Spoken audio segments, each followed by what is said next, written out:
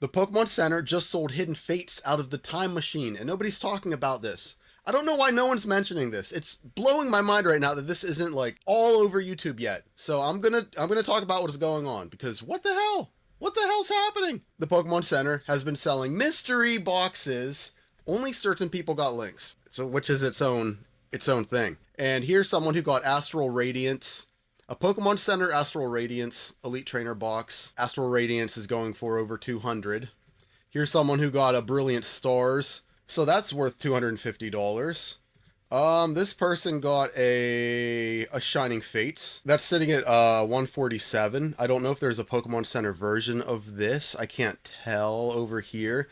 And then the big one. This person just got a Hidden Fates. You know, you buy the little $50 whatever mystery box, you get a Hidden Fates Elite Trainer box in there. If you don't know what Hidden Fates is, it's right now worth over $560. So we obviously are going to talk about this a little bit. So I have a couple questions. Number one, who the hell got invited to this?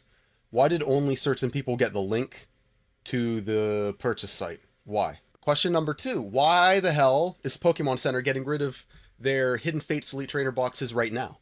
Why wait all of these years just to sell it for basically MSRP again, just to clear it out? Because I have a conspiracy, and my conspiracy, if I'm right, means it's not even about Hidden Fates, it's about what Pokemon Center is about to do next. Okay? So keep that in mind.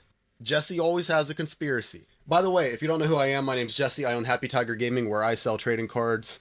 Please subscribe, it helps me out. Okay, enough of that. Think about it. If the Pokemon Center is clearing out Hidden Fates, they're clearing out Shining Fates, they're clearing out Brilliant Stars Elite Trainer boxes, they're clearing out Astral Radiance Pokemon Center Elite Trainer boxes. If the Pokemon Center is clearing all of these out right now, think about this. Instead of selling these to distributors for like $350, $400, they sold them for basically MSRP, but in a mystery box. So why would they do that? Well, think about it. I think something about their inventory and how they're holding product is changing. We know they're able to print way more cards now than they ever have before, and that number's only going up. And that makes me wonder, why does the Pokemon Center, why are they clearing pallets out now? Why do they suddenly, years later, when did this come out? This released in 2019. Why 7 years later are they decided to clear the space? On one hand, maybe they just found pallets of old Elite Trainer boxes. That might happen. I don't think this is true, but like someone who's worked retail before and on the management side,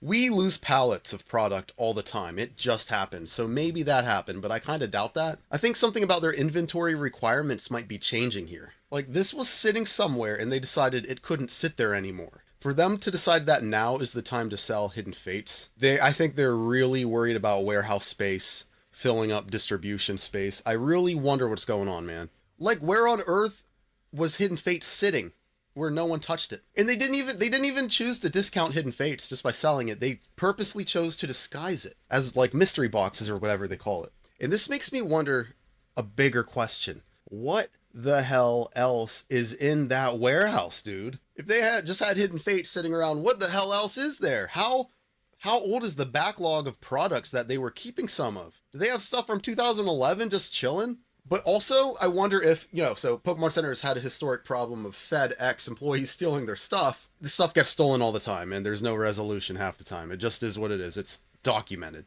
So maybe that might be why they kind of hid this a little bit. But also, they didn't just let anybody buy this. Only certain people got the links. It could have been rewarding good customers. It could have been, maybe it only went to inactive customers. Like, I don't know. Because you can segment emails on an email list. So who knows what their criteria was for this. If they needed the money, they would have sold it to distributors.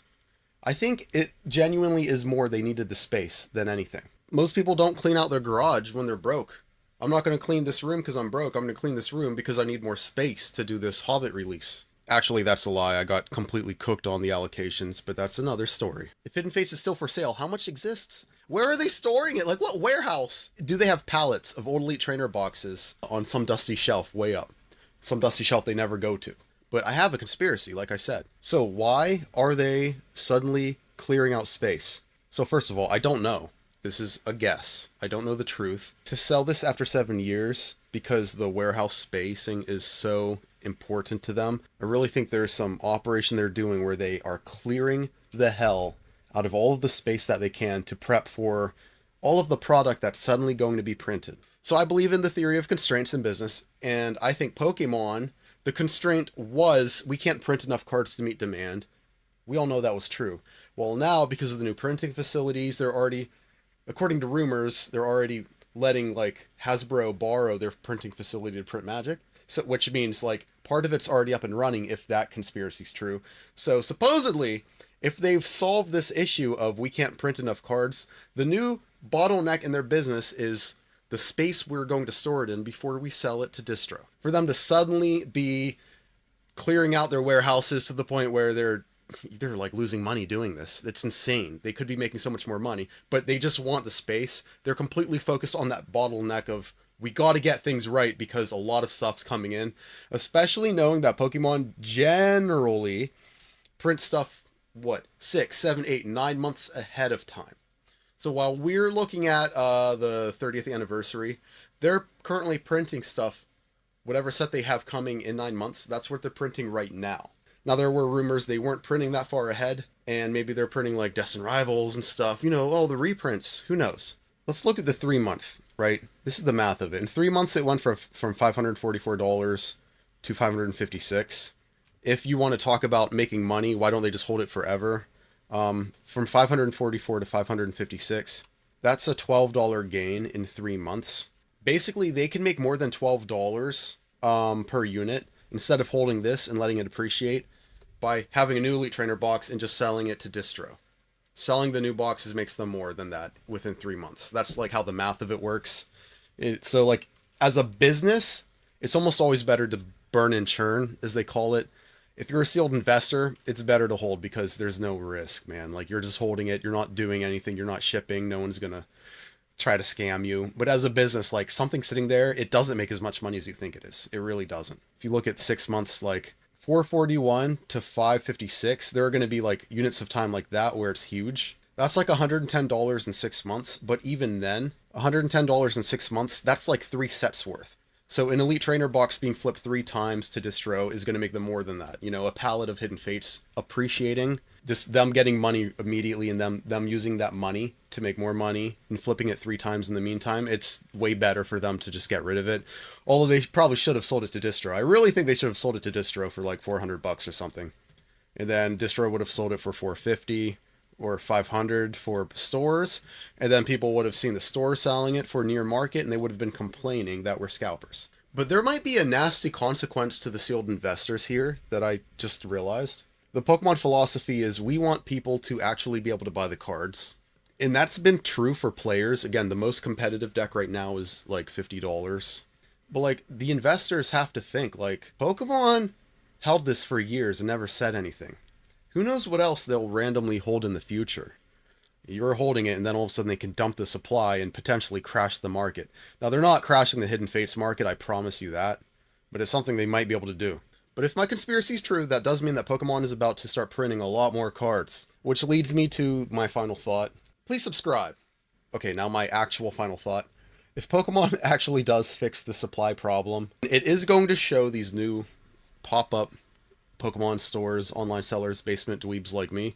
It's going to show these guys who are the real business people and who just can only sell in a hype market.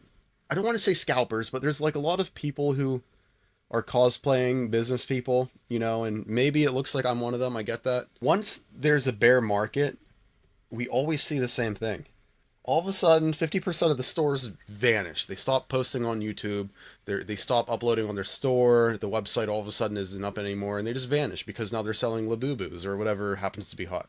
Because they can only sell in that hype market because they're good at one thing, capitalizing on scarcity, which is awesome. But if you want to scale a trading card game business, you need to learn how to operate in all the markets. When it's hot, how to make money. When it's cold, how to make money.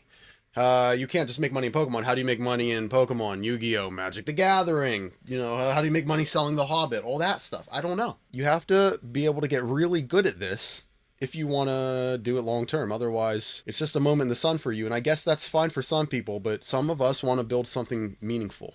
But anyway, that's the story of Pokemon sending Hidden Fates to people randomly, generating the email without telling us.